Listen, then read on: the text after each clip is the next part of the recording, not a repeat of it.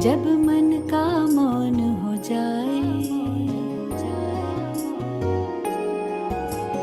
छोड़ तनिक दुनिया का शोर, मोड़ के मुख अंतर की ओर।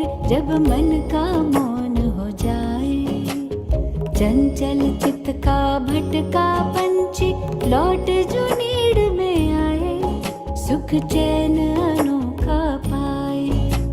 छोड़ तनिक दुनिया का शोर, मोड़ के मुख अंतर की ओर। जब मन का मौन हो जाए, चंचल चित का भटका पंछी लौट जो नीड़ में आए, सुख चैन अनोखा पाए।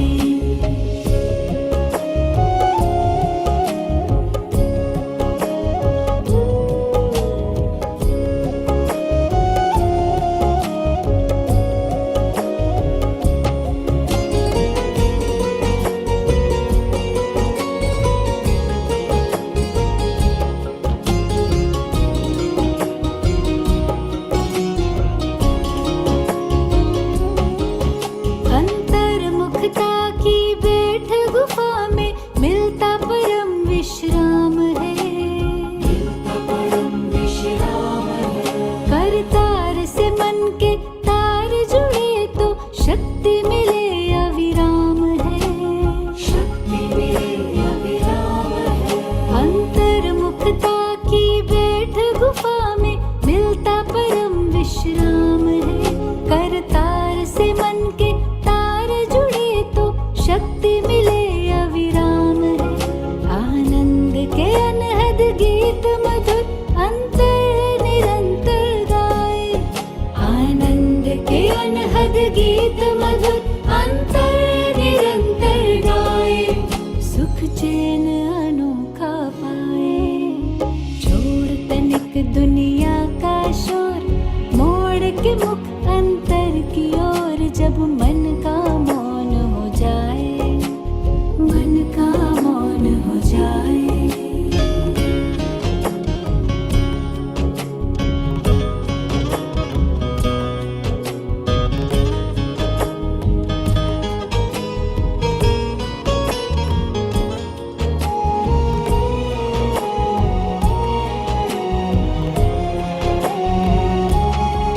हलचल की हवा थमने लगी, सद्विवेक ज्योति जगने लगी, सद्विवेक ज्योति जगने लगी। शांत हृदय में प्रीत प्रभु की चिंताएं हरने लगी, चिंताएं हरने लगी। हलचल की हवा थमने लगी, सद्विवेक ज्योति जगने लगी।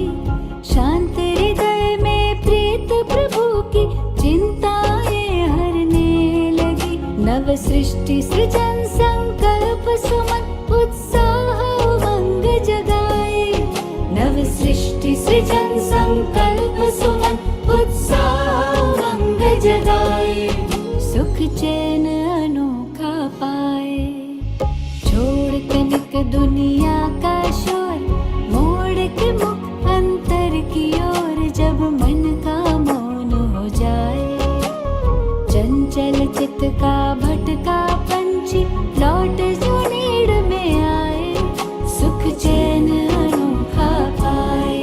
जब मन का मौन हो जाए, सुख चैन अनोखा पाए।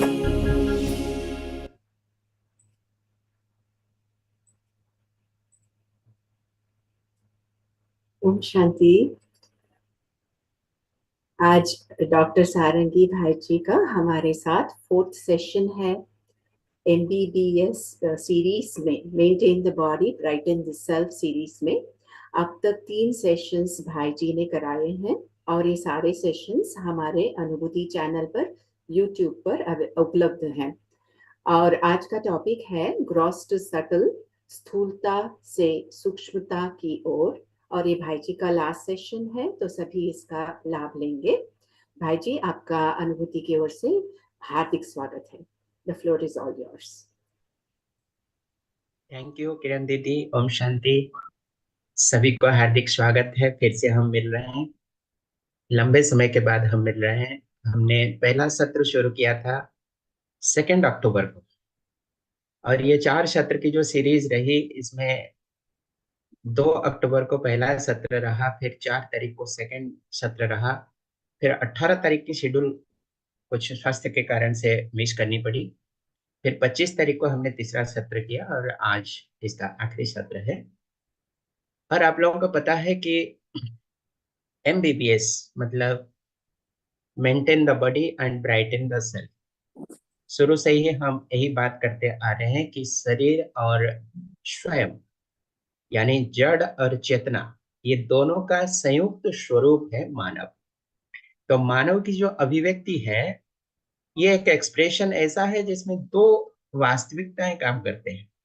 एक वास्तविकता यह है कि हम जड़ सत्ता के आधार पर चैतन्य सत्ता फंक्शनल है, अर्थात मैं निर्णय करने वाली सत्ता हूँ, मैं तय करने वाली सत्ता हूँ, मैं दृष्टा हूँ, मैं करता हूँ, मैं भोगता हूँ, और शरीर मेरा एक इंस्ट्रूमेंट है। इस विधि से हमने पहला सत्र से लेकर तीसरा सत्र तक क्रम अनुसार स्टेप बाय स्टेप स्थूलता से सूक्ष्मता की ओर आगे बढ़ने की प्रयास किया, और आज उसको और गहराई से एक्सप्लोर करेंगे, और ज्यादा से ज्यादा हम सूक्ष्मता के एहसास करने की कोशिश करेंगे। तो चलिए चलते हैं। बीच में आप कभी भी अगर लगता है कि कोई प्रश्न पूछना हो, कोई क्वेरी हो, कुछ आपको इंटरेक्शन करना हो, तो बिल्कुल आप अनम्यूट करके बता सकते हैं, या तो चैट बॉक्स में भी लिख सकते हैं। तो 10 सेकंड में आपसे लेता हूँ स्क्रीन शेयर करने के लिए।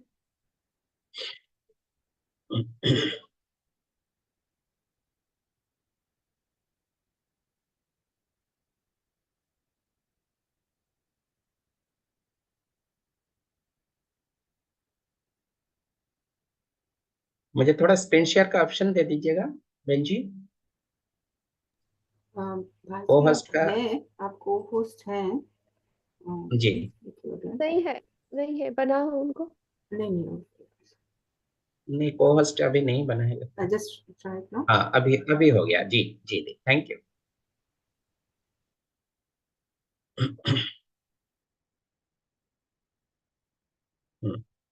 मुझे लगता है कि आपको विजिबल हो रही होगी स्क्रीन, दिख रही है क्या? हाँ दिख रही है। दिख रही है भाजी। जी, बढ़िया। बड़ी स्क्रीन कर देता हूँ। थोड़ा सा हम बैकग्राउंड को लेके चलेंगे ताकि उसकी जो पृष्ठभूमि है वो हमें याद आ जाए। MBBS maintain the body and brighten the cell. और जैसे मैंने आपको कहा कि मानव की अभिव्यक्ति एक जड़ और चैतन्य का संयुक्त स्वरूप से हो रहा है। तो इस विधि से हम 3 सत्र पार कर चुके हैं। यह हमारी यात्रा इस तरह रही। शरीर और स्वयं, ये दोनों के बारे में डिफरेंशिएशन यानी कंपैरिजन, तुलना हमने पहला सत्र में किया।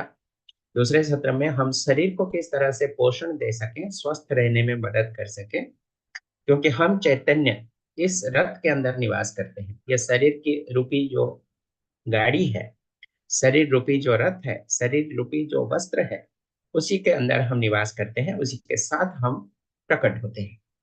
और तीसरा सत्र में फिर हमने देखा कि शरीर और स्वयं के बीच में किस तरह से सिग्नल की एक्सचेंज होती है, यानी संवेदनाओं के माध्यम से स्वयं को किस तरह से संकेत मिलती है, और उन संकेतों को डिकोडिंग करके स्वयं यानी चेतना कुछ समझती है, परखती है, एहसास करती है, फिर उसी अनुसार कमांड देती है शरीर को कि हम क्या करें और क्या ना करें। इस विधि से हम आगे बढ़ते गए, और आज हम देखेंगे कि ग्रॉस टू सटल यानी स्थूलता से सूक्ष्मता की ओर कैसे और प्रगाढ़ता के साथ हम यात्रा कर सके। पल पल हम अपनी स्वयं की स्थिति में, हमारी मौलिक स्थिति, जो हमारी मौलिक स्थिति है, सुख स्वरूप, शांत स्वरूप, आनंद स्वरूप, संतोष स्वरूप, ज्ञान स्वरूप, शक्ति स्वरूप, इस स्थिति में हम कैसे स्वयं को स्थित कर पाए, ताकि हमारी एलिवेशन यानी चेतना की विकास हो सके। तो चलिए आगे बढ़ते हैं। ये रही शरीर की डोमेन ऑफ मटेरियल यानी जड़ता की क्षेत्र। और ये रहा चेतना की क्षेत्र, और दोनों के संयुक्त स्वरूप में मानव का प्रकटन, और मानव स्वयं ही कर्ता, दृष्टा और भोक्ता है। ये पुरानी बातें हम दोहरा रहे हैं, जस्ट रिफ्रेश कर रहे हैं। अब यहाँ आप देख सकते हैं कि बॉडी और सेल्फ के बीच में जो इंटरेक्शन होती है, सबसे पहले ये पहला स्तर का इंटरेक्शन है, कम्युनिकेशन है, एक्सचेंज ऑफ सिग्नल है। फिर क्या होती है, मानव का प्रकटन होती है दोनों के संयुक्त स्वरूप से। नीचे लिखा है, आप देख सकते हैं, body give signals through sensations, यानी संवेदनाओं के माध्यम से शरीर के भिन्न भिन्न सेंसरी ऑर्गन यानी संवेदी अंगों से हमें संकेत मिलती है, बाह्य वातावरण का एहसास होती है, ठंडा, गर्म, या तो शरीर में किसी तरह के अंदरूनी या बाह्य रूप से संवेदना क्रिएट होती है। फिर वो चलती है हमारी नर्वस सिस्टम के माध्यम से ब्रेन तक पहुंचती है, मस्तिष्क उसको एनालिसिस करती है, फिर मस्तिष्क से आगे की लेवल की जो ट्रांसमिशन होती है वो है स्वयं तक, यानी चेतना तक। मस्तिष्क भी शरीर का एक अंग है, लेकिन चेतना उससे भिन्न है। तो चेतना उसको क्या करती है, एनालाइज करती है, डिकोड करती है, समझने की कोशिश करती है, और अपनी चेतना के विकास के आधार पर जिस स्तर की चेतना है उसी अनुसार, यानी हमारी level of knowledge, level of skill, level of awareness about the environment, इसके आधार पे हम निर्णय लेते हैं कि इस संवेदना के प्रति हम किस तरह से रेस्पॉन्स करें। Human being also interacts with other units, यानी मटेरियल एंड कॉन्शियस यूनिट्स। तो पहला जो बॉक्स है आप देख रहे हैं बाएं तरफ का, वो बॉक्स है कि हमारी बॉडी और सेल के बीच के इंटरैक्शन। फिर हम मानव के रूप में संयुक्त स्वरूप में प्रकट हो गए। उसके बाद फिर एक्सटर्नल इंटरफेस भी हमारी होती रहती है, यानी दूसरे मानव के साथ हमारी आचरण भी होती है, कम्युनिकेशन भी होती है। फिर धरती के जो बाकी रिसोर्सेस हैं, चाहे वो पेड़ पौधे हो, पशु पक्षी हो, या तो जड़ तत्व हो, उसके साथ में भी हमारी इंटरेक्शन होती रहती है मानव के रूप में। ये उदाहरण भी हमने देखा था, जैसे एक उदाहरण है कि एक सर्जरी स्पेशलिस्ट है, डॉक्टर है, और मरीज के ऑपरेशन वो कर रहे हैं। तो उस समय जो सर्जरी स्पेशलिस्ट है उनकी शरीर और चेतना दोनों की इंटरेक्शन तो हो ही रही है, उसके साथ में वो एक मरीज के साथ में भी इंटरफेस कर रहे हैं। उसी तरह से दूसरा उदाहरण भी हमने देखा था कि एक हेलीकॉप्टर का पायलट है, वो अपने शरीर और चेतना ये दोनों की म्यूचुअल इंटरेक्शन तो हो रही है, साथ साथ वो एक जड़ वस्तु को भी हैंडल कर रहे हैं, ऑपरेट कर रहे हैं, यानी फ्लाइट को आसमान पे उड़ा रहे हैं। यह इंटरेक्शन भी होती है।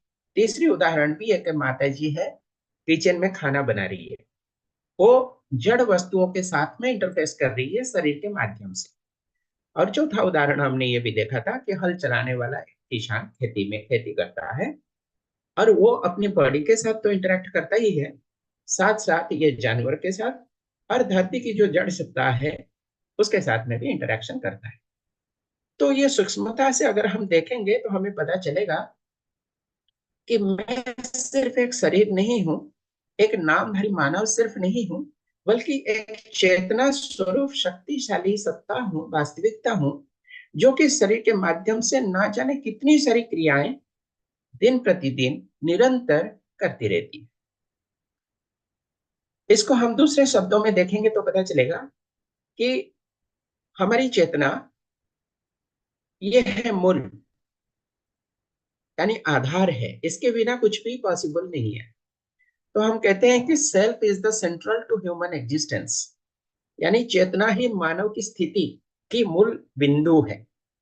अब इस चेतना को फिर आगे बढ़ा के हम शरीर को आधार करते हैं, शरीर के आधार पे हम खुद को अभिव्यक्त करने की कोशिश करते हैं। जैसे शास्त्रों में भी वर्णन है, कहावत है कि we all are spiritual bodies, we all are spiritual entities. हम ऐसी एक आध्यात्मिक वास्तविकताएं हैं, लेकिन स्वयं को व्यक्त करने के लिए हमें शरीर की आधार लेनी पड़ती है और इस स्थूल लोक में अवतरित होना पड़ता है। तो ये एक इनकारनेशन या अवतार भी आप कह सकते हैं। हमारा ओरिजिनल स्वरूप है चेतना स्वरूप, जो कि स्थूल रूप से हमें दिखाई नहीं पड़ती, इन चमड़ी की आंखों से दिखाई नहीं पड़ती, लेकिन हम अपने कार्य व्यवहार को प्रकट करने के लिए, स्वयं को अभिव्यक्त करने के लिए शरीर का आधार यानी कि जड़ सत्ता की आधार लेते हैं। फिर क्या होती है, चेतना और शरीर ये दोनों जब संयुक्त होकर प्रकट होने लगते हैं, उसके बाद फिर ये प्रकृति के बाकी तत्वों के साथ में भी इंटरेक्शन होती है। इस तरह से होती है। इसको ब्रॉडली हम दो भाग में लिया, एक है कार्य, दूसरा है व्यवहार। इसलिए दो भाग में लिया क्योंकि हमारी व्यवहार और लोगों के साथ में होती है। जैसे हम परिवार में रहते हैं, समाज में रहते हैं, राष्ट्र में रहते हैं, और अंतरराष्ट्र के लेवल पे भी हमारी इन्वॉल्वमेंट होती है। तो वो है इंटरैक्शन और बिहेवियर विथ ह्यूमन बींग्स। मानव मानव के साथ में जो आचरण है उसको हम बिहेवियरल डोमेन में रखा, और बाकी प्रकृति के जड़ सत्ताओं के साथ जो इंटरैक्शन है, जैसे भोजन बनाना, वस्तुओं के साथ में इंटरफेस करना, हल चलाना, हेलीकॉप्टर उड़ाना, इत्यादि इत्यादि, फोटोग्राफी करना, कुछ पेंट्स एंड आर्ट वर्क करना, कुछ एम्ब्रॉयडरी की काम करना, ये सारे जो उदाहरण है ये जड़ वस्तुओं के साथ में हमारे इंटरैक्शन है। तो मूल रूप से देखें कि हमारी चेतना ही मुख्य बिंदु है। चेतना से इमर्ज होकर शरीर के आधार हम लेते हैं। शरीर फिर अपने को अभिव्यक्त करने की प्रयास करता है दो मुख्य डोमेन पे, मुख्य क्षेत्र पे। एक है कार्य और दूसरा है व्यवहार। लेकिन ये सारी चीजों की अगर ओरिजिन आप देखेंगे तो वो है हमारी कॉन्शियसनेस यानी चेतना, और चेतना की मूल बिंदु को हम कहते हैं इमेजिनेशन यानी कल्पनाशीलता। यही हमारी सबसे बड़ी शक्ति है, सबसे बड़ी पूंजी है। इसी के आधार पे हम सारे कार्य करते हैं, सारे निर्णय लेते हैं, सारे विचार चलाते हैं। हमारी एंटायर लाइफ की एंटायर एक्टिविटीज यही ओरिजिन से इमर्ज होने लगता है। यानी कल्पनाशीलता ही हमारा सब कुछ परफॉर्मेंस के मुख्य आधार है। इसके ऊपर कोई डाउट हो तो पूछ सकते हैं। मुझे लगता है आप लोग सभी ज्ञानी आत्माएं बैठे हुए हैं, और आपके अंदर में जो प्रज्ञा है ये प्रज्ञा बहुत पुरानी है। और हमारी जो फिलोसफी है, मुरलियों में जो बातें आती है, अव्यक्त मुरली की जो महावाक्य आती है, उसके भी मूल बिंदु को आप देखेंगे तो आपको मिलेगा कि चेतना, और चेतना के मूल में है हमारी कल्पनाशीलता, जो कि हमें पूरे जड़ संसार के साथ व्यक्त होने में मदद करता है। अब ये दोनों सत्ताओं को देखेंगे तो आपको मिलेगा कि शरीर जड़ होने के कारण उसका निर्णय करने की क्षमता है नहीं, और शरीर की देखभाल करने की जिम्मेदारी स्वयं की है यानी चेतना की है। अब ये दोनों में अगर देखेंगे तो चेतना ही ज्यादा होशियार है, ज्यादा संवेदनशील है। चेतना ही सारे चीजों की निर्णय करने की सामर्थ्य रखता है, और शरीर को वो इस्तेमाल करता है एक उपकरण के रूप में। अब शरीर को अगर हम सही दिशा पे प्रयोग किया, उपयोग किया, तो हम कहेंगे कि हमारी जीवन सार्थक हुई। इस शरीर यात्रा में शरीर का उपयोग हम सही तरीके से किया।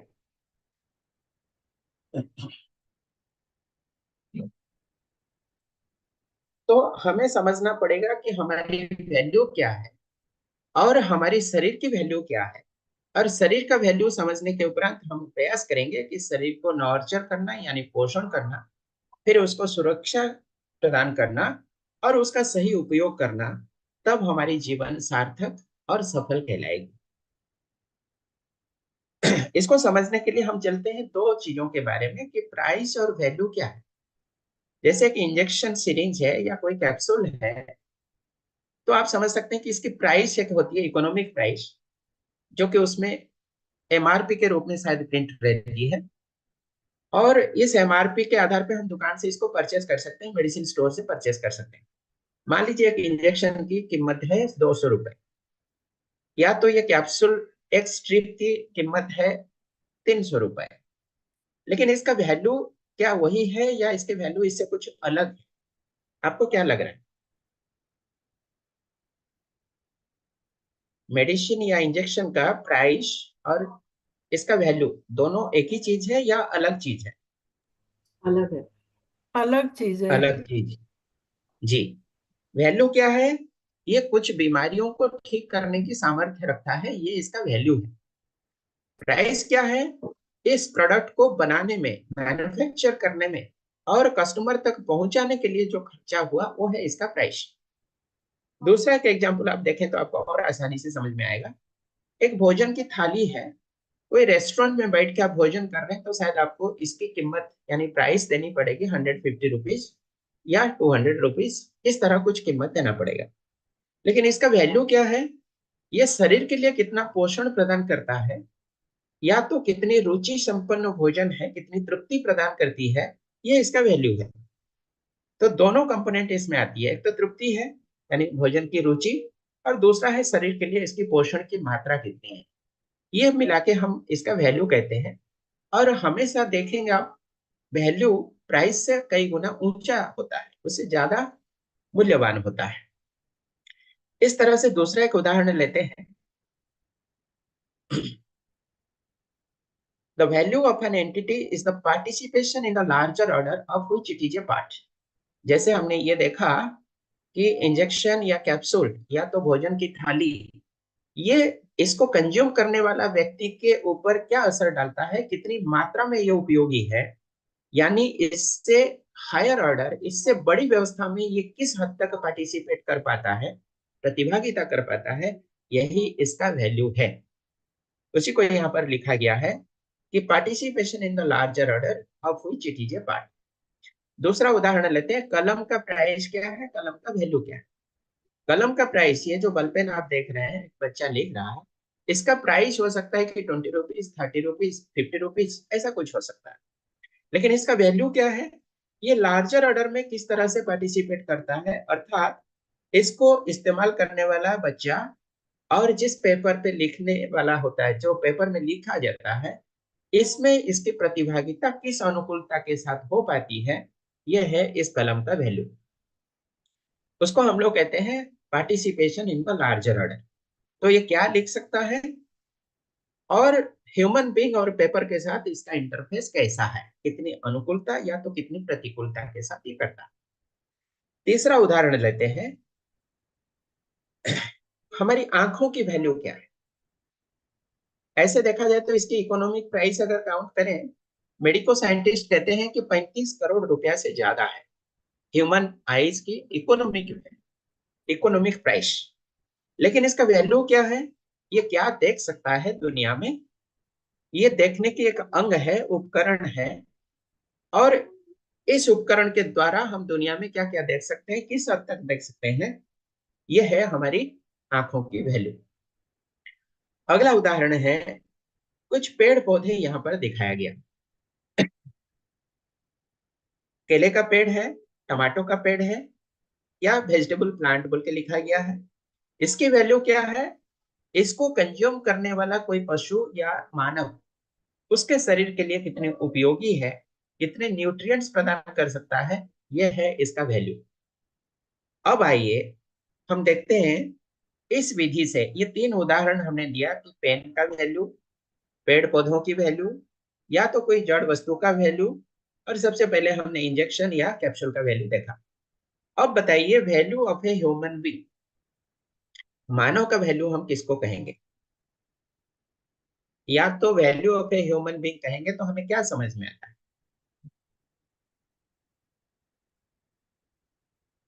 बताइए, What that जो human, माइंड में आता है बताइए। जी what बताइए, that human can do. क्या बोले बहन जी, सुनाई नहीं दे रहा है। वो ह्यूमन बीइंग, जिस हम सब हाँ, ह्यूमन बीइंग है, लेकिन सब अलग अलग है, राइट? तो इंडिविजुअली हम क्या कर सकते हैं, उसके ऊपर हमारी वैल्यू। यस एग्जैक्टली, बहुत सुंदर। और इंडिविजुअली हम और क्या कर एक्सक्यूज सकते मी, हैं। हेलो जी भाई जी, बोले his बोलिए। contribution to the his or her contribution to the society at a large, we can say the value of very a good, human being. Very good sister. देखिए, हमारी contribution to the larger order, हम larger order का शब्द इस्तेमाल करते हैं, ये एक जेनरिक टर्म है जिसमें परिवार, समाज और पूरे राष्ट्र या तो अंतरराष्ट्र या पूरा ये एग्जिस्टेंस यानी अस्तित्व आएगा। तो ये है हमारी contribution to the larger order. आप अगर परिवार तक अपने को सीमित रखते हैं, सॉरी थोड़ी सी एक्सटर्नल आवाज आ रही है, यहाँ पर एक फेस्टिवल चल रही है तो बाहर में थोड़ी सी नॉइज आ रही है। Let me close the Windows here, just 1 second.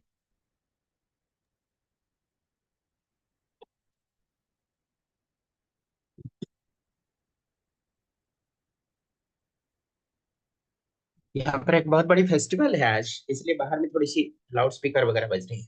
जी, तो हमारी contribution to the larger order क्या है, यही हमारी ओरिजिनल वैल्यू है, जैसे आप लोगों ने बताया, बहुत सुंदर। अब आइए समझते हैं कि contribution to the larger order, यानी लार्जर ऑर्डर में आता क्या क्या है। सबसे पहले हम अपनी स्वरूप को देखें तो हमारी स्वरूप क्या है। हम स्वयं एक चेतना है। चेतना के साथ हमारे संयुक्त अभिव्यक्ति होती है हमारी शरीर। अब शरीर और चेतना दोनों मिल जाते हैं तो एक मानव के रूप में हम प्रकट हुए, और मानव होने के नाते हमारी प्रकटन परिवार में ही सबसे पहले हुआ, यानी हमारी आविर्भाव परिवार में ही हुआ, ये निश्चित है। विदाउट फैमिली हमारी एग्जिस्टेंस आ ही नहीं सकती। अब ये लार्जर ऑर्डर की ओर हम ले चलते हैं, एक्सपांड करते हैं। परिवार को एक्सपांड करें तो ये समाज बनता है, समाज को और व्याप्त करें तो ये फिर पूरे नेचर या एग्जिस्टेंस यानी प्रकृति और पूरे अस्तित्व तक ये फैल सकता है, और यही उसके सबसे बड़ी अभिव्यक्ति है। अगर हम स्वयं को अभिव्यक्त करना चाहते हैं तो हमारे लिए लार्जेस्ट स्कोप है, बिगेस्ट पॉसिबिलिटी है, या हाईएस्ट पोटेंशियल इतनी ही है कि हम पूरे अस्तित्व के साथ अपने को प्रकटन कर पाए और सही तरीके से कर पाए in accordance with the natural law, यानी प्रकृति या अस्तित्व के जो नियम है उसके अनुसार ही हम आगे बढ़ पाए। तब हमारी पूर्ण विकास हो सकता है, चेतना का विकास हो सकता है, और हमारी जीवन सार्थक, सफल और मीनिंगफुल हमें एहसास हो सकता है। अब इसको थोड़ा सा एक्सप्लोर करेंगे, ये नेचर और एग्जिस्टेंस होती क्या है। हम फैमिली सोसाइटी तक तो बचपन से देखते आ रहे हैं, पढ़ते आ रहे हैं, एहसास भी करते आ रहे हैं, लेकिन ये नेचर और एग्जिस्टेंस के साथ हमारी इंटरेक्शन ऐसी होगी या हो सकती है, इसको भी थोड़ा सा एक्सप्लोर करेंगे।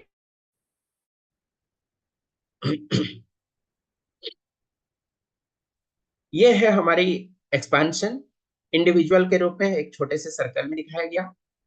मेरा एक रोल है मेरे साथ, अर्थात मैं चेतना शरीर के प्रति जिम्मेदार हूं, और शरीर के प्रति जिम्मेदार होने के कारण शरीर का स्वस्थता को बनाए रखना, मेंटेन करना, ये मेरी प्राइमरी रिस्पॉन्सिबिलिटी है, क्योंकि इसके बिना मैं अपने को व्यक्त नहीं कर सकता। शरीर ही मेरा रथ है, मैं रहने वाली शरीर के अंदर हूँ, और शरीर के द्वारा ही मैं प्रकट होता हूँ। तो इसीलिए शरीर का देख रेख करना, शरीर को स्वस्थ रखने की जिम्मेदारी मेरी ही बनती है। अब इसको फर्दर एक्सपांड करें तो फिर परिवार आता है, और मेरा परिवार के साथ में भी कुछ रोल है, रेस्पॉन्सिबिलिटी है। परिवार के सदस्यों के प्रति मैं एक भाई हूँ, किसी का बेटा हूँ, किसी के पति हूँ, किसी के पिता हूँ, उसी अनुसार मुझे अपनी रोल अदा करनी पड़ेगी। ये है मेरा एक्सपांशन या interface in the larger order, जो कि मेरे से बड़ी व्यवस्था परिवार है। फिर परिवार से बड़ी व्यवस्था है समाज। मेरा समाज के प्रति भी कुछ जिम्मेदारियां हैं। समाज में जस्टिस इंश्योर करना, शांति और हार्मोनी, सद्भाव बनाए रखना, इसके लिए भी मेरी जिम्मेदारी है, और मेरा कुछ कंट्रीब्यूशन भी इसके लिए आवश्यक है। यह है मेरी बड़ी व्यवस्था में भागीदारी। और largest participation, highest level of participation हो सकती है माई पार्टिसिपेशन इन द नेचर और एग्जिस्टेंस, क्योंकि इस पूरे अस्तित्व का मैं एक छोटा सा कण हूं। कौन सी कण हो? एक चेतना की कण और एक जड़ सत्ता की कण। ये दोनों भिन्न भिन्न वास्तविकताएं हैं, और दोनों भिन्न भिन्न वास्तविकताओं को साथ में लेकर मैं अपने आप को यहाँ तक, यानी पूरे नेचर एंड एग्जिस्टेंस तक एक्सपांड कर सकता हूँ या कर सकती हूँ, फैला सकती हूँ। अब बताइए, इतनी फैल के जीने में जो आनंद है, अगर हम खुद को सिकुड़ के जिए, यानी स्वयं तक सीमित रखें, या तो सिर्फ अपने परिवार तक सीमित रखें, यानी मैं और मेरा परिवार, बस इतना ही हमारी ख्याल हो, तो यह हुआ संकीर्णता के साथ में जीना, और पूरे अस्तित्व के साथ में पार्टिसिपेट करने की तरीके से जीना। यह है पूरी बड़ी व्यवस्था में भागीदारी करना, और वही है नेचुरल लॉ। पूरी व्यवस्था में आप देखेंगे तो ये नेचुरली गवर्न है। प्रकृति की जो सत्ता है, प्रकृति की जो शक्ति है, नेचुरल लॉ है, ये स्वयं संचालित विधि से चलती है। जैसे पिछले सत्रों में हमने कहा कि शरीर के अंदर जो व्यवस्था है वो भी स्वयं संचालित है। हमारी बॉडी के अंदर में जो डाइजेस्टिव सिस्टम है, ब्लड सर्कुलेशन सिस्टम है, नाखून और हमारी जो बाल है, शरीर के अंदर जो रोम है, शरीर के चमड़ी में जो रोम है उसकी भी ग्रोथ होती है, नाखून का भी ग्रोथ होती है। रक्त संचरण प्रक्रिया निरंतर जारी रहती है। हमारी दिल रात दिन निरंतर धड़कती रहती है। इसके लिए हमें कुछ नहीं करना पड़ता, ना ही सोचना पड़ता है। इससे पता चलता है कि ये प्राकृतिक विधि से स्वयं संचालित ढंग से चलती रहती है।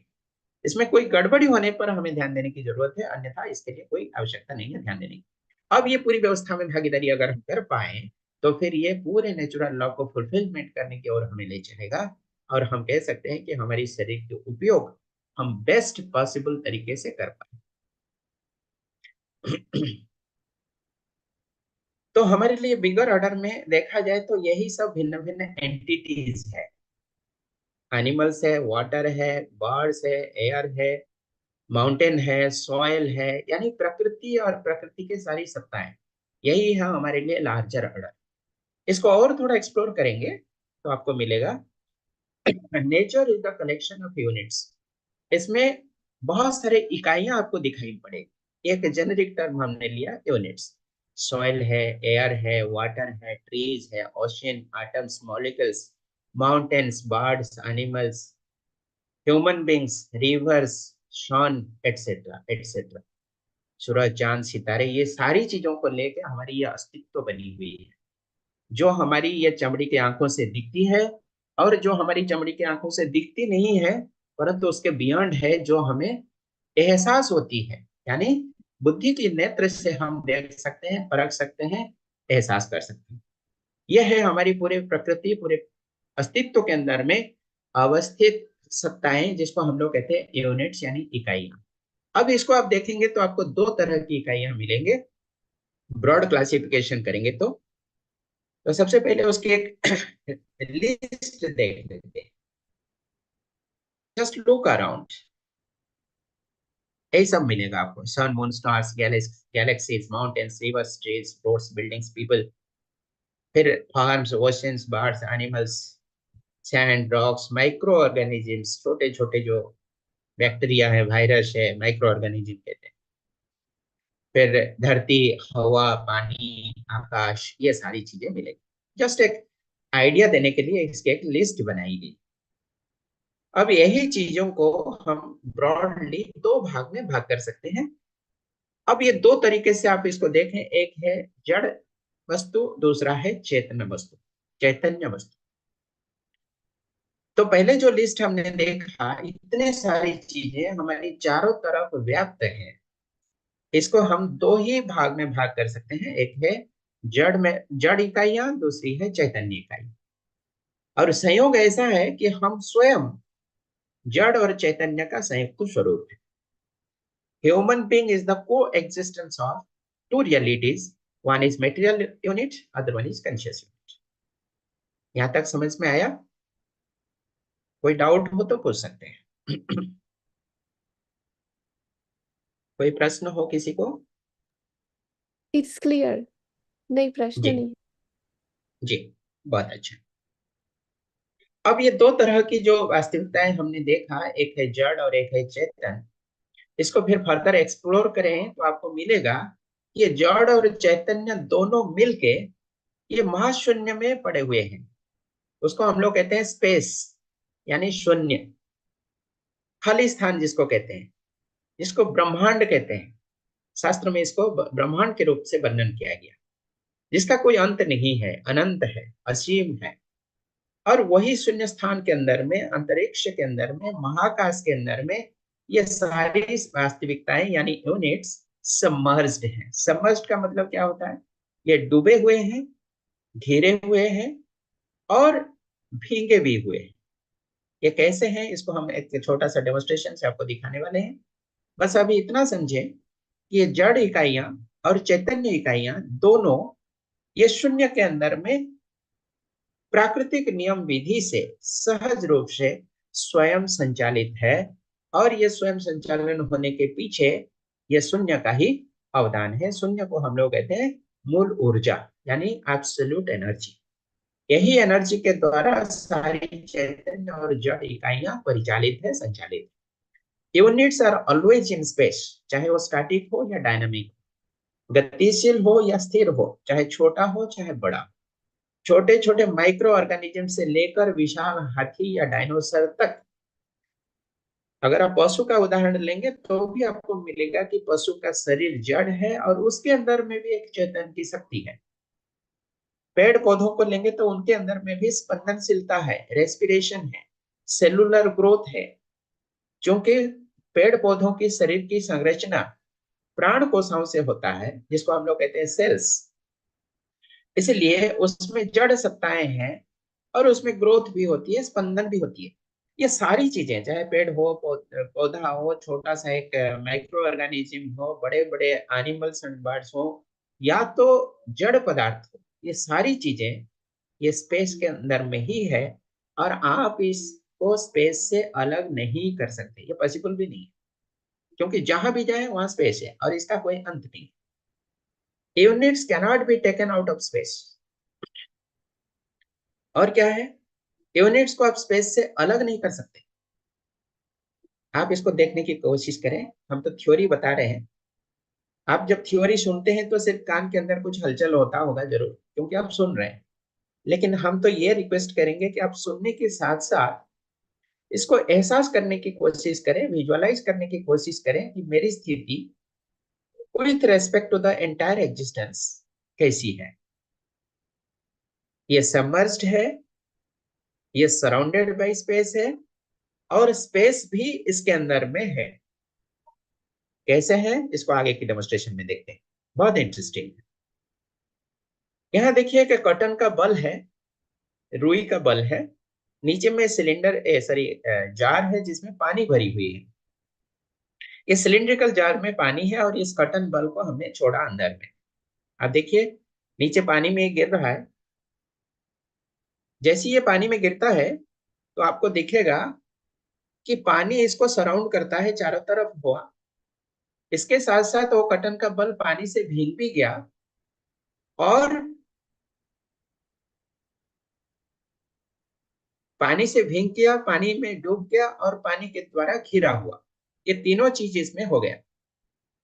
अब इसको अगर एक पॉलीथीन बैग में हम पैक करके डाल देंगे यही पानी के अंदर, तो आपको मिलेगा कि ये पानी के अंदर डूब गया, पानी के अंदर पानी के द्वारा घिरा हुआ, लेकिन पानी इसको टच नहीं कर पाया क्योंकि ये पॉलीथीन में पैक्ड है। अगर पॉलीथीन में पैक करके डालें तो। दूसरा एक उदाहरण हम देते हैं, ये गुलाब जामुन है जो कि चाशनी में डूबी हुई है। इसको आप गौर से देखें कि ये चाशनी में डूबा हुआ है, चाशनी इसके चारों तरफ में घिरी हुई है और इस गुलाब जामुन के हर एक कण में यानी इसके अंदर में भी चाशनी पूरा भरी हुई है। इसको हम कहते हैं डूबी है, भीगी है और घिरी है। यहां तक बात समझिए, समझ में आई? डूबी है, भीगी है और घिरी। डूबी है मतलब डीप इन स्पेस, भीगी है मतलब it is weight by space, और घिरी है मतलब सराउंडेड बाय स्पेस। ये जस्ट उदाहरण के रूप में हम दिखा रहे हैं ताकि हम समझ पाए कि हम जैसे ये पूरे विश्व के अंदर में ये स्पेस में है। हम है मतलब मैं हूं और मेरा शरीर है, मैं चैतन्य हूं और मेरे शरीर भी है साथ में।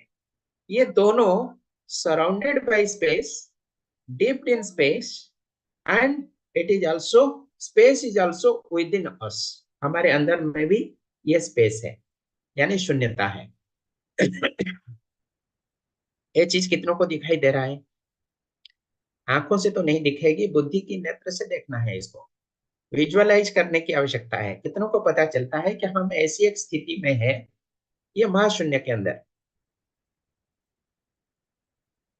किसी को लग रहा है, समझ में आ रहा है क्या? भाई जी, आप जब स्पेस कह रहे हो तो जी वही है जो आकाश तत्व बोलते हैं। हाँ, आकाश तत्व भी उसको कहते हैं, लेकिन अक्सर करके हम आकाश कहते हैं तो ये जो ब्लू स्काई होती है ना हमारे सिर के ऊपर, लोग वहीं तक समझते हैं, लेकिन वो एक जस्ट नैरो विजन है।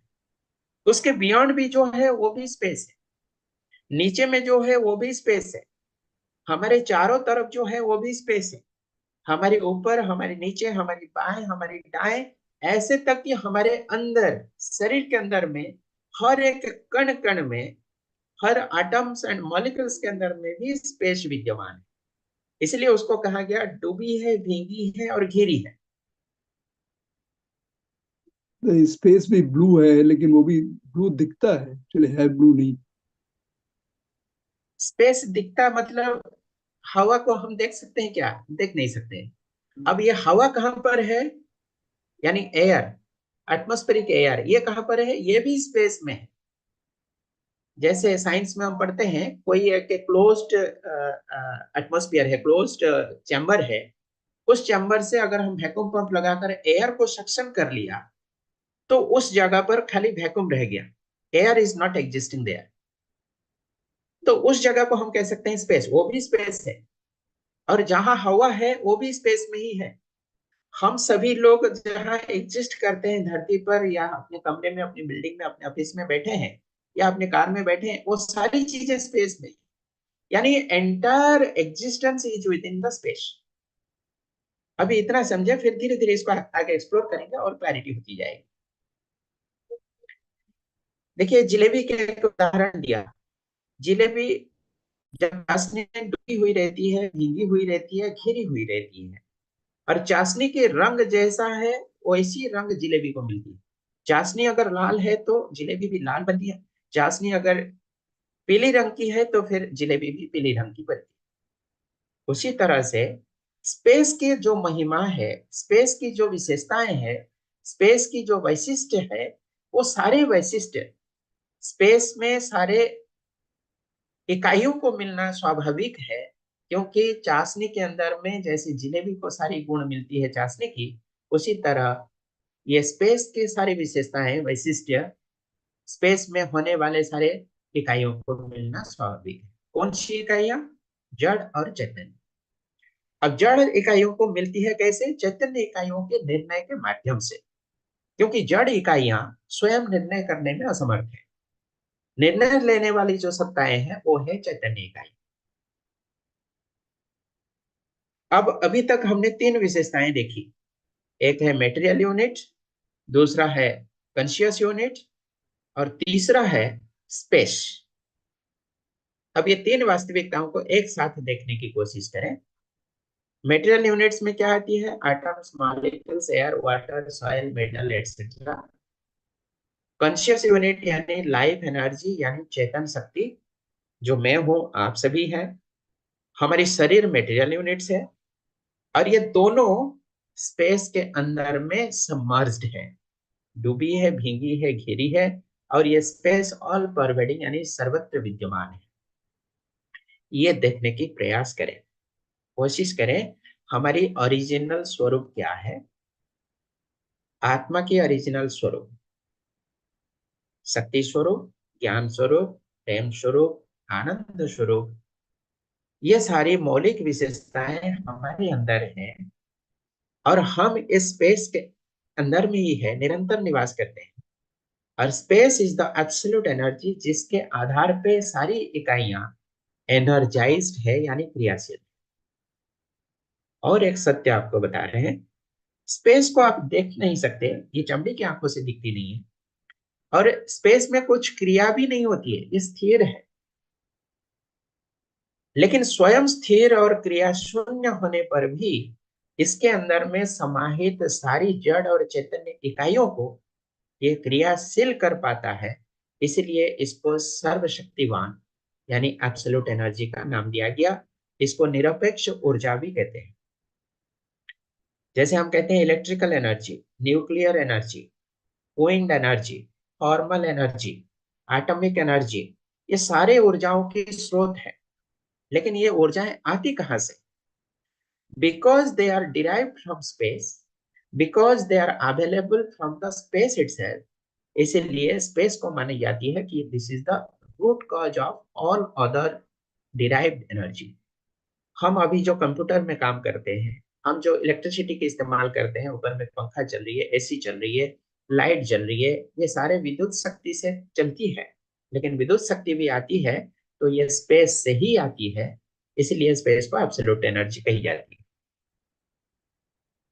आप कल्पना करें कि ऐसे कोई जगह हो जहां पर स्पेस ही ना हो, जो कि प्रैक्टिकली इम्पॉसिबल है, और वहां पर इलेक्ट्रिसिटी बनाया जाए, वहां पर थर्मल एनर्जी क्रिएट किया जाए, वहां पर न्यूक्लियर एनर्जी क्रिएट किया जाए, ये संभव होगा? स्पेस ना हो तो कोई वस्तु का एग्जिस्टेंस ही नहीं होगी, जड़ या चेतन। अब उसको थोड़ी सी तुलना करते हैं यूनिट्स और स्पेस को। यूनिट्स की सीमित आकार होती है, क्रियाशील होते हैं, लेकिन स्पेस का सीमित आकार नहीं होता, यह असीमित है और ये क्रिया शून्य है। यूनिट स्वनियंत्रित है, जैसे हमारा शरीर स्वनियंत्रित है, जड़ इकाइयां भी स्वनियंत्रित है, उसके एटॉमिक कॉन्फ़िगरेशन भी स्वनियंत्रित है। 2 हाइड्रोजन के एटम और 1 ऑक्सीजन एटम एक साथ अगर सम्मिलित होते हैं तो H2O यानी वाटर मॉलिक्यूल बनना ये भी निश्चित है, ये नेचुरल लॉ के द्वारा गवर्न्ड है, इसलिए इसको स्वनियंत्रित कहा जाता है। और स्पेस क्या है? यह नियंत्रण करने वाली शक्ति है। यूनिट्स ऊर्जा संपन्न होते हैं और स्पेस मूल ऊर्जा कहलाती है, एब्सोल्यूट एनर्जी कहते हैं। हर यूनिट परस्परता की पहचान और निर्वाह करते हैं, और शून्य यानी व्यापक स्पेस ये पारदर्शी यानी ट्रांसपेरेंट भी है और पारगामी यानी पेनिट्रेट भी करती है हर वस्तु, हर इकाई को। इसको थोड़ा गौर करिएगा, कोशिश करिएगा एहसास करने के लिए। अब प्रकृति को और थोड़ा एक्सप्लोर करते हैं, हमारी चारों तरफ की जो अस्तित्व है उसको और थोड़ा एक्सप्लोर करते हैं। ब्रॉडली इसको 4 भाग में हम देख सकते हैं। एक है पदार्थ अवस्था, physical order, air, water, soil, metal etcetera. दूसरा है बायो ऑर्डर यानी प्राणावस्था, जिसमें पेड़ पौधे आते हैं। तीसरा है जीव अवस्था, एनिमल्स एंड बर्ड्स। और चौथा है मानव, जिसको हम कहते हैं ज्ञान अवस्था, क्योंकि ज्ञान का अभ्युदय सिर्फ मानव के अंदर हो सकती है। सच्चाई को परखने का, महसूस करने का या अभिव्यक्त करने की पोटेंशियल सिर्फ ह्यूमन बीइंग के अंदर है। पूरे अस्तित्व की सत्यता को समझने की ताकत सिर्फ ह्यूमन बीइंग के है, इसलिए इसको ज्ञान की इकाई के रूप में मानी जाती है, शास्त्रों में भी वर्णन है। मानव ही है जो ये बाकी तीनों ऑर्डर के बारे में रिसर्च कर सकता है, एनालिसिस कर सकता है, विश्लेषण कर सकता है, समझ भी सकता है। बाकी तीनों एंटिटीज जो आप देख रहे हैं, physical order, bio order, animal order, इसमें चेतन और जड़ दोनों तो है ही है, लेकिन इनके अंदर वो पोटेंशियल नहीं है जो पूरी प्रकृति को, पूरी व्यवस्था को, पूरे कस्मस को समझ सके और पूरे मानव की कॉन्शियसनेस को भी समझ सके। ये ताकत सिर्फ मानव के अंदर है, इसलिए इसको ज्ञान की अवस्था की नाम दी गई। अब मजे की बात देखिए, इसके आगे की बात जो है बहुत इंटरेस्टिंग आपको मिलेगी। So nature is the collection of 4 units. ये 4 के अलावा अगर 5th यूनिट कुछ आपके माइंड में आए तो आप बताइएगा। कुल मिलाकर बस इतनी ही है। और ये दोनों को ब्रॉडली हमने देख लिया 2 ही कैटेगरी में, एक है कॉन्शियस यूनिट और दूसरा है मटेरियल यूनिट। अब आगे की स्लाइड कहती है 2 ही चीजों को हम लेके कंपेयर कर रहे हैं यहाँ पर, फिजिकल ऑर्डर और बायो ऑर्डर। देखिए प्राण अवस्था यानी पेड़ पौधे जो है इसके ग्रोथ होती है, बड़े होने के बाद इनके पत्ते सूख जाते हैं, फल होते हैं, फिर एक इनके आयु होती है, जीवन पूर्ण हो जाने के बाद ये पेड़ पौधे गल जाते हैं, सूख जाते हैं, मर जाते हैं। मरने के बाद ये झड़ के मिट्टी में फिर से मिल जाते हैं। अब ये मिट्टी को समृद्ध करते हैं या मिट्टी के लिए नुकसानकारक बनते हैं, बताइए। पेड़ समृद्ध पौधों का शरीर, जी बोलिए। समृद्ध करते हैं, समृद्ध समृद्ध करते हैं, वही वही खाद बन जी जाती है। समृद्ध करते इससे फिर जाती है, बहुत बढ़िया। देखिए मिट्टी, पानी, ये पेड़ के लिए खाद बनते हैं, पेड़ को नर्चर करते हैं, एनरिच करते हैं, और पेड़ मरने के बाद मिट्टी को भी एनरिच करता है। ये दोनों तत्वों को अगर आप देखेंगे, पदार्थ अवस्था और प्राण अवस्था, ये एक दूसरे का पूरक है, यानी कंप्लीमेंटरिटी के साथ परस्परता की निर्वाह करते हैं। इसको क्या चाहिए, each one is complementing the other one. ये कोई किसी का कभी भी, पूरे चक्र में देखेंगे, अस्तित्व में देखेंगे, ये दोनों कभी किसी का नुकसान नहीं करते, बल्कि एक दूसरे का पूरक है। उसी तरह से आप देखें, ये तीनों को हम लेते हैं एक साथ, पदार्थ अवस्था, प्राण अवस्था और जीव अवस्था। पेड़ पौधे बड़े होने के बाद मिट्टी में मिल जाते हैं, मिट्टी के लिए खाद बन जाते हैं, मिट्टी फिर पेड़ पौधों को खाद बन के उसका पोषण कराती है। अब जीव जो है, पशु या पक्षी, ये भी पेड़ पौधों के ऊपर डिपेंडेंट है, उनको खाते हैं, जीवन निर्वाह करते हैं, धरती के ऊपर निवास करते हैं, पानी पीते हैं। और यही पशु का शरीर मृत्यु के बाद फिर से मिट्टी में मिल जाती है, उसके शरीर की चमड़ी, मांसपेशियां या शरीर की प्राण कोशिकाएं, हड्डियां भी फिर मिट्टी में मिल जाते हैं। मिट्टी को एनरिच करते हैं या नुकसान करते हैं?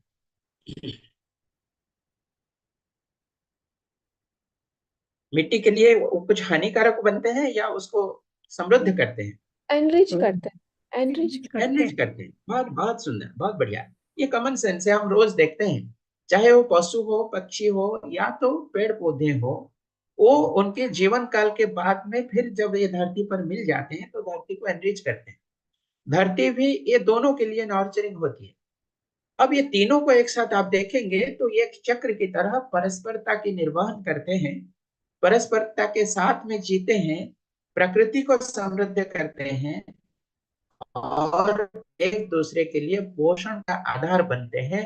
कभी किसी ने किसी का नुकसान नहीं किया, ना ही करने वाले दिखते हैं। ये इतनी स्वनियंत्रित है और इतनी प्राकृतिक नियम के अनुसार ये संचालित होती रहती है। इसमें मानव का छेड़छाड़ ना हो तो संपूर्ण रूप से ये व्यवस्थित दिखती है। अब चौथा एंटिटी को इमर्ज करते हैं, मानव अवस्था। मानव अवस्था को इसके साथ आप देखिए, हम मिट्टी, पानी, धूप, हवा, हमारे चारों तरफ जो अस्तित्व है यानी प्रकृति है, वो हमें पोषण प्रदान करती है और हम उसको क्या करते हैं? आज हमारी नदियां सूखी पड़ी है, अगर नदियों में पानी है तो उस पानी को जब एक समय पर पीने के लिए इस्तेमाल हुआ करता था प्राचीन काल में, आज उसमें पीने की तो दूर की बात है, पैर डुबाने के लिए भी मन नहीं होता। It is so polluted. हवा भी प्रदूषित है, जंगल को हम नष्ट करते जा रहे हैं। तो हम पदार्थ अवस्था को देखेंगे तो मानव का भ्रम के कारण, प्रकृति की जो शक्ति है, ताकत है, नियम है, उसको न समझने के कारण प्रकृति को दोहन करने के हमने प्रयास किया, एक्सप्लॉइट करने की प्रयास किया और पदार्थ अवस्था को संपूर्ण रूप से आज हम लोग बर्बादी की ओर ले चलते हैं। कमिंग टू द प्राण अवस्था, पेड़ पौधे, ये हमारे लिए नर्चरिंग है, इसके बिना हम जी नहीं सकते, लेकिन हम इसके लिए क्या करते हैं? पेड़ पौधों को नष्ट करते हैं, जेनेटिक इंजीनियरिंग के माध्यम से उसके जीन को पूरे पूरे मॉडिफाई कर देते हैं। आज हम लोग देखिए पल पल, हर रोज, हर समय बात करते हैं ऑर्गेनिक फार्मिंग का, नेचुरल फार्मिंग का। आप थोड़ा पीछे चले जाइए, 30 साल 50 साल पहले देखेंगे तो everything was natural only, everything was organic only, वो बाय डिफॉल्ट प्रकृति से मिलती थी। लेकिन आज हम लोग क्या कर रहे हैं? उसको सारी चीजों को बिगाड़ा, मॉडिफाई किया, साइंस की डेवलपमेंट के नाम पर हमने उसको शिक्षा दिया। दूसरी चीज को, ओरिजिनल स्वरूप को याद करते हैं कि ऑर्गेनिक फार्मिंग की ओर चले। हमने फर्टिलाइजर की इस्तेमाल किया, हमने पेस्टिसाइड्स की इस्तेमाल किया। आज एक भी ऐसा राष्ट्र नहीं है विश्व में, एक भी ऐसा व्यक्ति नहीं है इस धरती पर जो पेस्टिसाइड को खपत नहीं करती है, भोजन के माध्यम से अपने पेट में नहीं डाल रही है। ऐसा एक व्यक्ति आपको नहीं मिलेगा। तो सोचिए हम लोग किस हद तक पहुंच चुके हैं और हमारी जो ग्रीड है, हमारी जो चाहत है, हमारी जो सुख सुविधाओं की आशा है, इस प्रकृति को लूटने का, शोषित करने की जो प्रयास है, ये किस हद तक पहुंच चुकी है। हम स्कूल, कॉलेज, यूनिवर्सिटी में जाते हैं, स्टूडेंट्स के साथ में इंटरेक्शन करते हैं, फैकल्टीज के साथ इंटरेक्शन करते हैं, आपको सुन के हैरानी होगी, छोटे छोटे बच्चे जो स्कूल में पढ़ते हैं up to the class 8th, वो लोग पूछते हैं कि अंकल ये प्रकृति को इतना हद तक नष्ट विनष्ट करते तक आप गए कैसे? How did you proceed up to such a big extent to destroy the entire universe? बच्चों का इस तरह का इनोसेंट क्वेश्चन आती है तो we are helpless, we are absolutely speechless, what to answer. हम उनको क्या बताएं? अब हम स्वयं को प्रश्न पूछें कि आज हमारे साइंटिस्ट या हमारे जो बुद्धिजीवी है, हमारे जो डिसीजन मेकर्स है, पॉलिसी मेकर्स है, राष्ट्र के निर्माता है, नीति के निर्माता है, हम लोग मिलजुल के आज करते हैं तो क्या करते हैं? ये तीनों व्यवस्था अगर मानव के छेड़छाड़ से दूर रहे, जो कि कोरोना के समय प्रत्यक्ष रूप से हमारे सामने आई, कुछ महीनों तक हमारे ट्रांसपोर्टेशन सिस्टम ही ठप हो गया, मानव होम कन्फाइंड होकर रहा कोरोना पेंडेमिक के समय। आपने देखा होगा पेड़ पौधे बहुत ही अच्छी ढंग से फली फली निकलते आए, सड़कों पे मोर आने लगे। तो ये सारी व्यवस्थाएं हमें सूचित करती है, इंगित करती है कहीं ना कहीं कि मानव ही एक ऐसी एंटिटी है जो कि ज्ञान अवस्था के प्रतीक है। और हमारी ज्ञान की लेवल क्या है, क्वालिटी क्या है, हम सिर्फ बीटेक एमटेक कर लिए, पीएचडी कर लिए, बहुत अच्छे साइंटिस्ट बन गए, लेकिन साइंटिस्ट बनने के साथ साथ हम सिर्फ जड़ विज्ञान के ऊपर मास्टर बने, या हमारे अंदर में कुछ विद्वता आई, कुछ ऐसे ज्ञान की प्रकटन हुआ, प्रज्ञा की आभास हुई, जिसके माध्यम से हम चीजों को सही दिशा पे भी इस्तेमाल करने की कला सीख पाए। ये बड़ा प्रश्न है हमें पूछने की। हम स्वयं को पूछे, हम अपने बच्चों को पूछे, हम अपने एजुकेशन सिस्टम को पूछे, हम अपने लीडर्स को पूछे कि हम कर रहे हैं तो क्या कर रहे हैं अल्टीमेटली। ये बहुत बड़ा प्रश्न है। तो ये पदार्थ अवस्था, प्राण अवस्था, जीव अवस्था सभी हमारे लिए आवश्यक है। हम इनसे सेवाएं लेते हैं, पोषण भी लेते हैं, इनके बिना हम जी नहीं सकते, लेकिन हम इनको नर्चर करने के बदले हम इनको एक्सप्लॉइट करने की प्रयास ज्यादातर कर रहे हैं। इसलिए यहाँ पर क्वेश्चन मार्क दिया गया, ये आपके लिए एक्सप्लोरेशन की टास्क है। इसको निचोड़ के रूप में आप देखें तो नीचे लिखा है फिजिकल ऑर्डर, जो कि मात्रा के रूप में देखें तो सबसे ज्यादा है। फिर उससे कम मात्रा में आता है बायो ऑर्डर, यानी पेड़ पौधों की संसार। उससे और कम मात्रा में मिलती है एनिमल ऑर्डर, जीव संसार। और उसके ऊपर सबसे कम मात्रा में दिखाई गई ये पिरामिड मॉडल है, ह्यूमन ऑर्डर, यानी सबसे कम पॉपुलेशन है। पूरे विश्व की पॉपुलेशन आज अगर हम देखें कि 8,000 करोड़ है।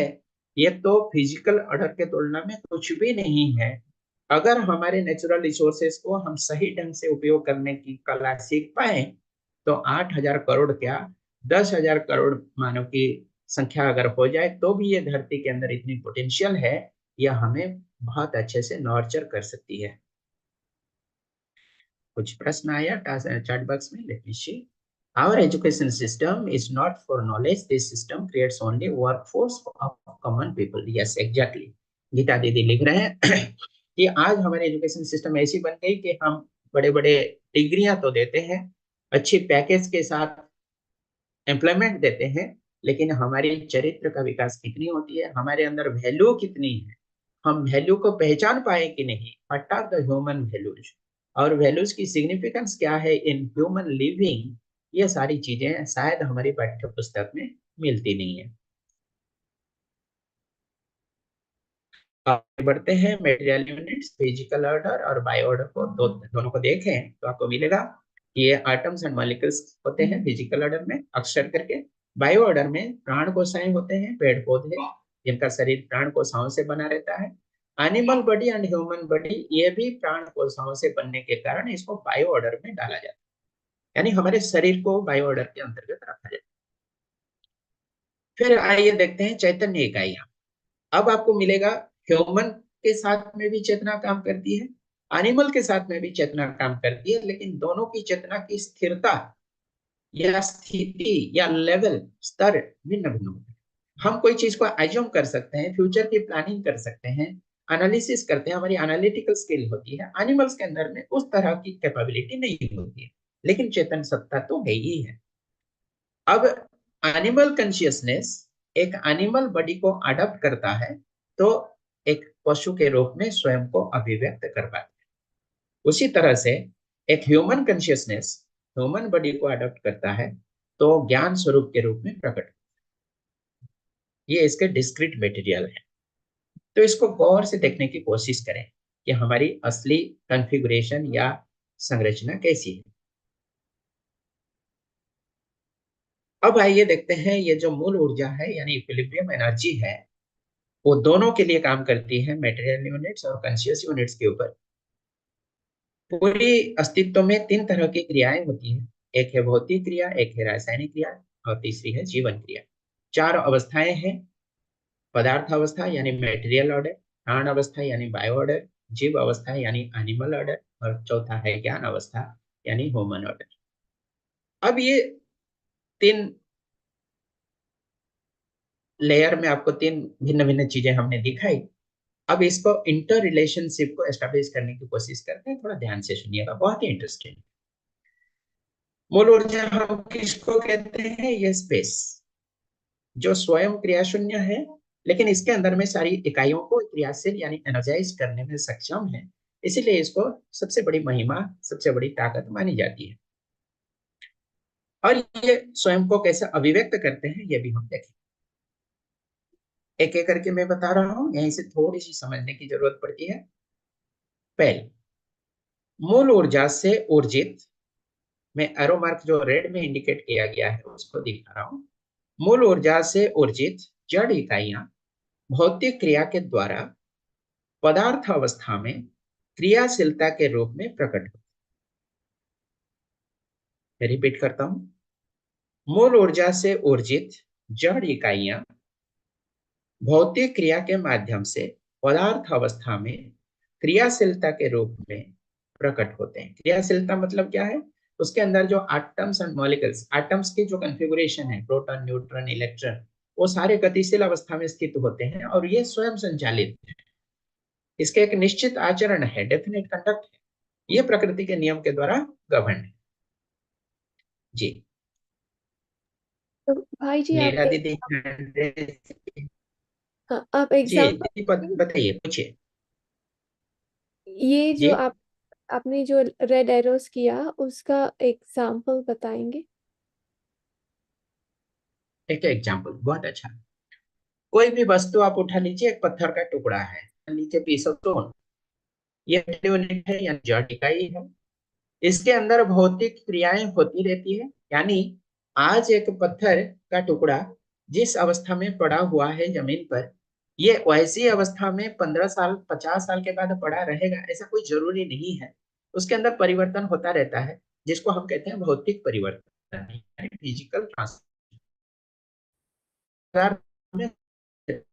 उसका नियम है। और ये स्वयं को प्रकट करने के लिए क्रियाशीलता के माध्यम से, यानी एक्टिविटी के माध्यम से प्रकट करता है। What is activity? इसके अंदर जो प्रोटॉन, न्यूट्रॉन, इलेक्ट्रॉन की कॉन्फ़िगरेशन है वो हमेशा अपने निश्चित आचरण के साथ काम करते हैं। ये दूसरे मटेरियल के साथ में जहां जैसे मौका मिला तो इंटरफेस करते हैं। उदाहरण के लिए, नदी के जमीन पर, नदी के जो नीचे जो रेत है, पानी के नीचे जो रेत है, उसके ऊपर कोई स्टोन रोल होते होते होते होते इसके अंदर में भी चेंजेस आता है, वो शालिग्राम बन जाता है। एक रॉक पीस ऑफ स्टोन जिसका कोई सर्कुलर शेप नहीं होता, जो शालिग्राम हम पूजा करते हैं, शिवलिंग के रूप में पूजा करते हैं, और नदी के रेत में घिसते घिसते धीरे धीरे उसका रूप परिवर्तन हो जाता है, उसके अंदर जो एटॉमिक कॉन्फ़िगरेशन वो भी बदल जाता है। वही क्रिया को हम कहते हैं क्रियाशीलता, और ये प्राकृतिक विधि से चलती रहती है। इज इट क्लियर दीदी? मीरा दीदी, मैं आपका आंसर दे पाया क्या?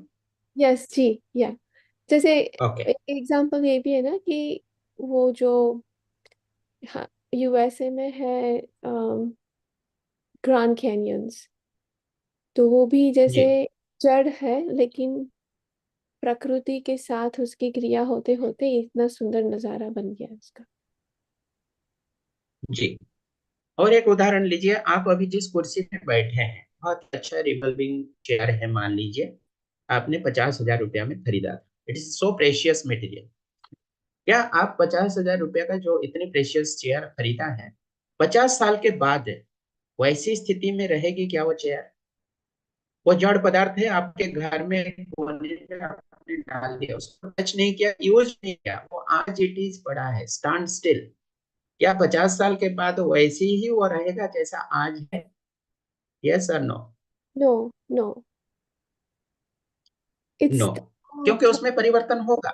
इट्स अ वो लॉ। परिवर्तन जो है ना, उसमें हो सकता है कि रोस्टिंग हो जाए, उसमें हो सकता है कि जो सरफेस का ग्लेज है, शाइनिंग है, वो कम हो जाए, उसमें जो गद्दी लगी हुई है या फिर कुशन लगी हुई है या फिर वेलवेट कपड़ा लगी हुई है, उसके ग्लेज में कम हो जाए, शाइनिंग कम हो जाए।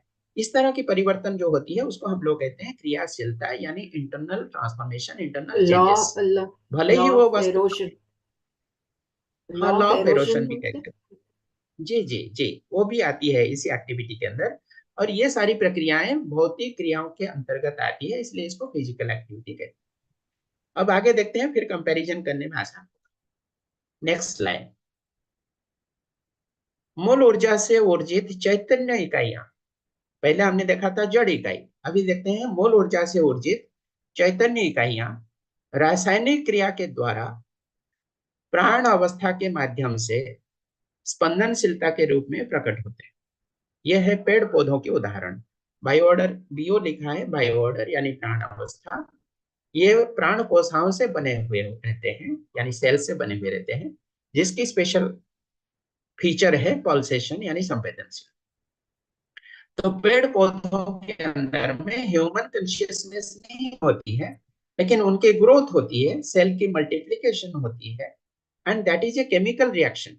इसलिए इसको रासायनिक प्रक्रिया बोलकर कहा है। नेक्स्ट लाइन में चलते हैं। मूल ऊर्जा से ऊर्जित चैतन्य इकाइयां, मैं हाईलाइट कर रहा हूं, एरो मार्क को देखिए। मूल ऊर्जा से ऊर्जित कॉन्शियस यूनिट यानी चैतन्य इकाइयां जीवन क्रिया के माध्यम से, यहाँ पर एक नई चीज आई, जीवन क्रिया, कॉन्शियस ट्रांसफॉर्मेशन। जीवन क्रिया के माध्यम से जीव अवस्था के अंदर में संवेदनशीलता के रूप में प्रकट हो। पशु पक्षी को आप देखेंगे, आप उसको ट्रेनिंग देते हैं, हाथी एक गार्लैंड लेके आता है, गणेश जी के इडल पे चढ़ाता है, नारियल फोड़ता है, कैसे वो संवेदन को पहचानता है, ह्यूमन इंडिकेशन या ह्यूमन सिग्नल्स को पहचान पाता है। उसके अंदर एक संवेदनशीलता की गुण है, जो कि जीव अवस्था में हमें देखने मिलता है। हमारे घर में एक पालतू कुत्ता है, हम जब कहीं बाजार जाते हैं और वो लौट के घर आते हैं तो हमें देख के हमारे ऊपर चढ़ने की खुशी से चढ़ने की कोशिश करता, पूंछ हिलाती रहती है। तो all these behaviors, all these conducts are nothing but the indications of sensitivity। और जीव शरीर के अंदर में चेतन क्रिया होती रहती है। यही चेतन क्रिया मूल ऊर्जा से ऊर्जा लेकर संपन्न करता है, इसलिए इसको हम कहते हैं इक्विलिब्रियम एनर्जी से एनर्जाइज्ड होकर conscious units manifest themselves in the cell in the form of sensitivity in the animals। And last line जो हमारी बात आएगी, मूल ऊर्जा से ऊर्जित, मैं हाईलाइट कर रहा हूं, एरो मार्क को देखिए। मूल ऊर्जा से ऊर्जित चैतन्य इकाइयां जीवन क्रिया के द्वारा ज्ञान अवस्था में यानी मानव के अंदर इमेजिनेशन यानी कल्पना के रूप में प्रकट। इस तरह से चार विधियों को हमने देखा, एक एट ए ग्लांस, एक ग्लिम्स के रूप में हमें देखा कि ये प्रकृति के अंदर में कितने स्वनियंत्रित ढंग से ये जड़ और चैतन्य इकाइयां काम करती हैं। मैं फाइल शेयर कर दूंगा, आप लोग इसको और थोड़ा सा रेफर करके एहसास करने की कोशिश करना। तो ये है स्पेस, यानी इनफाइनाइट भी कहते हैं, शून्य कहते हैं, व्यापक कहते हैं। इसकी जो विशेषताएं हैं, ये असीम है, पारदर्शी है, अंतिम है, अखंड है, पूर्ण है। इसको पूर्ण इसलिए कहा गया कि आप इसमें कुछ जोड़ नहीं सकते और इसे कुछ घटा भी नहीं सकते। इसलिए हमारे शास्त्रों में भी वर्णन है कि पूर्णता में गर्वित होने के कारण, पूर्णता में गर्वित होने के कारण सारी इकाइयां पूर्णता के लिए प्रेरित है। ये बहुत ही इंपॉर्टेंट स्टेटमेंट है, मैं रिपीट करता हूं। Because we are all submerged in space, we are always inspired towards completeness and fulfillment। हम हमेशा प्रयास करते रहते हैं, हम जो हाथ हिलाते रहते हैं, कुछ ना कुछ उछल कूद करते रहते हैं, पढ़ाई करते रहते हैं, हमारे दिमाग में जो कल्पनाएं चलती रहती है, वो सारी कल्पनाएं सिर्फ और सिर्फ पूर्णता के लिए प्रेरित है। और जब तक वो पूर्णता हमें प्राप्त नहीं हुई होती है, तब तक हम उस क्रिया में निरंतर जुड़े हुए रहते हैं। इसलिए ह्यूमन बींग्स के अंदर में इतने सारे रिसर्च ओरिएंटेड एक्टिविटीज देखने मिलती है, इतने सारे कल्पनाशीलता, इतने सारे इनोवेटिव आइडियाज, इतने सारे क्रिएटिविटी ह्यूमन बींग्स के अंदर देखने मिलता है।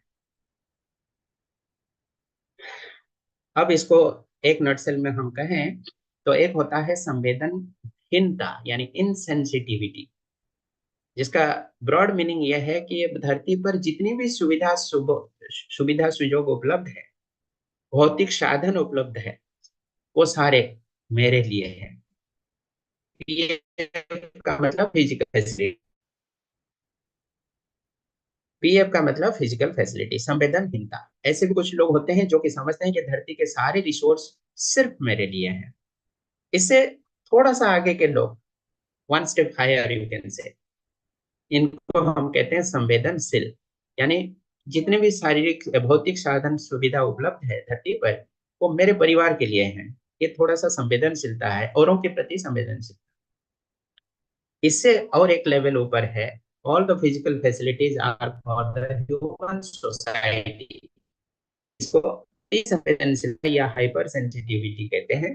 और हम जो प्रयास करते हैं आज, जो हमारी पुरुषार्थ है, जो हमारी तपस्या है, मूल शब्दों में कहें तो हमारी चेतना की विकास के लिए हम जो प्रयास करते हैं निरंतर, वो सिर्फ यही है कि हम संचेतनशीलता या संज्ञानशीलता की स्थिति को प्राप्त करना चाहते हैं। यानी हमारी जो चेतना है, कॉन्शियसनेस है, उसका पूर्ण विकास हो जाए, टॉप मोस्ट लेवल में पहुंच जाए। और ये कब पहुंचेगी? जब हम होश पूर्वक जीने की प्रयास करेंगे। जहां हमारी अटेंशन जाती है वहां एनर्जी फ्लो होती है, एनर्जी फ्लो होती है तो उसमें डेवलपमेंट होती है, उसमें विकास होती है। तो इसको हम लोग कहते हैं माइंडफुलनेस या कॉग्निजेंस। यही है चेतना विकास का मूल आधार और प्रयास। I am not the body but the consciousness. इसको होश पूर्वक हम निरंतर देखने की कोशिश करें। सुविधा और सुख एक नहीं है। Physical facility is not equal to happiness. जो हमारी बेसिक भ्रम है, बेसिक मिसअंडरस्टैंडिंग है कि घर में साधन ही भरपूर हो जाए, सारी सुविधाएं उपलब्ध हो जाए, गाड़ी हो जाए, सारी अम्यूनिटीज हो जाए, इलेक्ट्रॉनिक अप्लायंसेस हो जाए, एंटरटेनमेंट के इक्विपमेंट्स हो जाए, कंफर्टेबल लिविंग हो जाए, तो उसमें हमें सुख मिलेगा। यही सबसे बड़ा मिसअंडरस्टैंडिंग है। सुख हमारी अंदरूनी फीचर है। It is our inherent characteristic. हम सुख स्वरूप हैं, शांत स्वरूप है, आनंद स्वरूप है। That needs to be explored, that needs to be identified, that needs to be recognised. ये हमारे अंदर की रिसोर्स है, हमारे अंदर। ऐसे कस्तूरी मृग होता है ना, कहावत है, कस्तूरी खोजती रहती है, इधर उधर भटकती रहती है। हम जब संज्ञानशीलता की ओर बढ़ते हैं, यानी फोकस्ड रहते हैं हमारी चेतना के ऊपर, तो फिर हमें एक्सटर्नल सोर्सेज से सुख की खोज समाप्त हो जाती है। अभी हम 2 मिनट के लिए प्रैक्टिस करेंगे। ये एक्सरसाइज 3 है। मैं पहले पढ़ लेता हूँ, आप लोग फिर इसको इंटरनली महसूस करने की कोशिश करना। मैं और शरीर के बीच में क्या आदान प्रदान हो रहा है? सूचना का या भौतिक रासायनिक वस्तु का?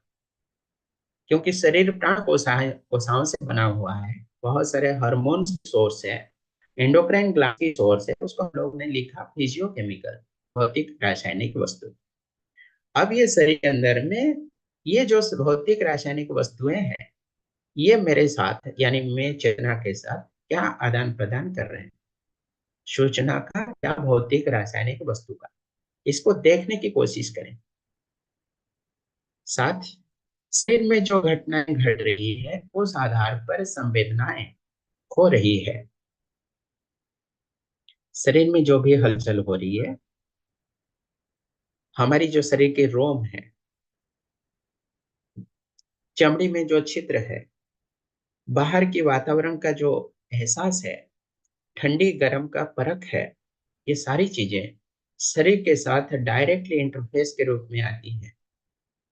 वो संवेदना बनाती है, वो हमारे तक पहुंचती है। यानी कि चेतना उसको निर्णय को करती रहती है। जो पढ़ती हूँ वो केवल पता चलता है। जिन संवेदनाओं को मैं महत्व करता हूँ उनको पढ़ता हूँ, उनका मैं आस्वादन करता हूँ। और कुछ ऐसे संवेदनाएं हैं जिनको मैं इग्नोर कर देता हूँ, यानी पढ़ता नहीं। तो सिद्धांत के रूप में हम कह सकते हैं कि मेरे लिए संवेदना एक संकेत है, सूचना है। इसको 2 मिनट के लिए हम प्रैक्टिस करेंगे। मैं 2 मिनट के लिए स्वयं को म्यूट करता हूँ। 2 मिनट के बाद में बात करेंगे।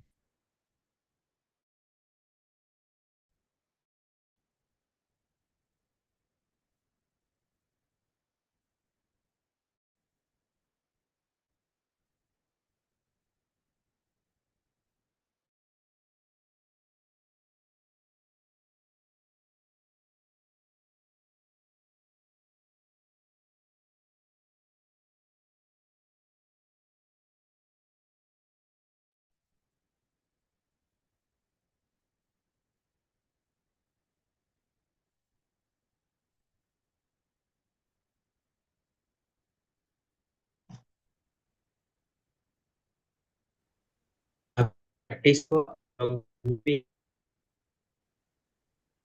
ये प्रेजेंटेशन स्लाइड आप लोगों के साथ में शेयर कर दूंगा।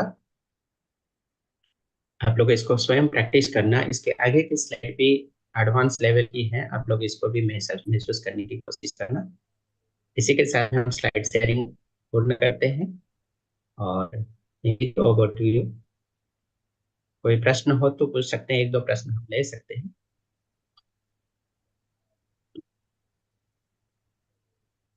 किसी का कोई प्रश्न है? भाई जी, आपका कैमरा शायद ऑफ है। सारंगी भाई जी, आपका कैमरा ऑफ है।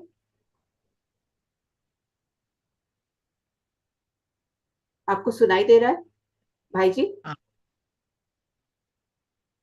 जी दीदी सुनाई दे रहा है, थोड़ा हाँ सा हाँ। डिस्कनेक्ट हो गया। अच्छा अच्छा अच्छा, कोई बात नहीं। किसी का कोई प्रश्न है तो प्रश्न पूछ हो तो सकते ले हैं। सकते।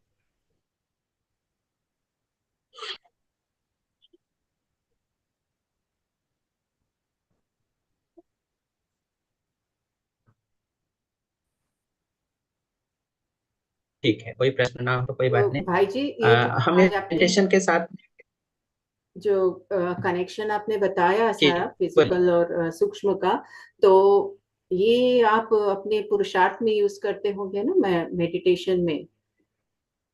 तो जी थोड़ा सा बिल्कुल आप बिल्कुल कुछ ऐसे जोड़ के बता सकते हैं हमें, कैसे आप, बिकॉज ये इंफॉर्मेशन हमको बहुत हेल्प करेगा ना उसमें। तो कैसे आप देखिए बाबा की आपकी आवाज नहीं आ रही है।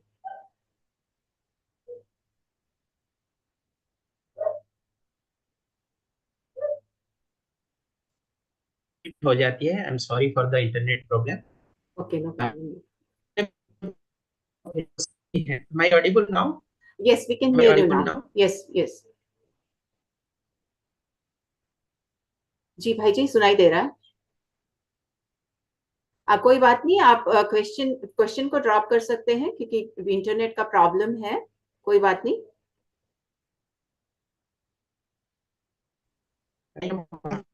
वैसे क्या है वैसे उसको भी तो अभी हम हमेशा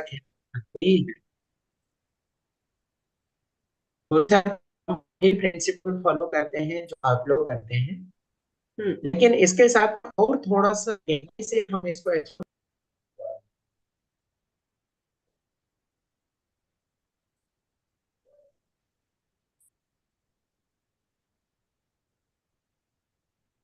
भाई ओम जी, शांति।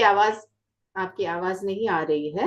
और हमको आपका आप भी दिखाई नहीं दे रहे हैं, शायद इंटरनेट पे कुछ प्रॉब्लम है। तो वी विल कंटिन्यू भाई जी। आपको आपको मेरी आवाज आ रही है, पता आज नहीं। कुछ लेकिन इंटरनेट थोड़ी सी ट्रबल दे रही है। मैं अभी क्विट कर रहा हूँ, आगे चल के फिर क्वेश्चन आंसर के लिए आप चैट बॉक्स में सॉरी व्हाट्सएप में शेयर कर सकते हैं। भाई जी। जी, इज इट ओके? हमारे जी अनुभूति सेंटर की डायरेक्टर हेमा दीदी इज हियर। सो हेमा दीदी बात कर रहे हैं आपसे। जी एक मिनट, एक मिनट। जी ओम शांति। जी हेमा दीदी, ओम शांति। बताइए। देखिए, आपने हम सभी को आपका इतना कीमती समय दिया। ब्राह्मण जीवन में सबसे जी कीमती चीज हमारे पास समय है। और आपने हम सभी के साथ जो प्रभु प्रसाद शेयर किया, बाबा प्रभु प्रसाद कहते हैं ना, तो आप जैसी लास्ट जी फास्ट फर्स्ट में आने वाली आत्माएं हैं। तुम सभी ताहे दिल से आपका शुक्रिया अदा करते हैं, क्योंकि हम समझते हैं कि आजकल स्केड्यूल हर एक का बिजी होता है, फिर भी आपने दिल से इतने सारे सेशन कराया। So thank you thank you thank you. और देखो भगवान की करामत कितनी सुंदर है ना। कहाँ भारत कहाँ विदेश, और बाबा ने बिना कोई तकलीफ से आपको पहुंचा भी दिया और आपको निमित्त बनाया सबको अनुभव कराने के लिए। सो ताहे दिल से थैंक यू। और आप ऐसे ही आगे भी आते रहना और अपना अनुभव शेयर करते रहना। So thank you so so much.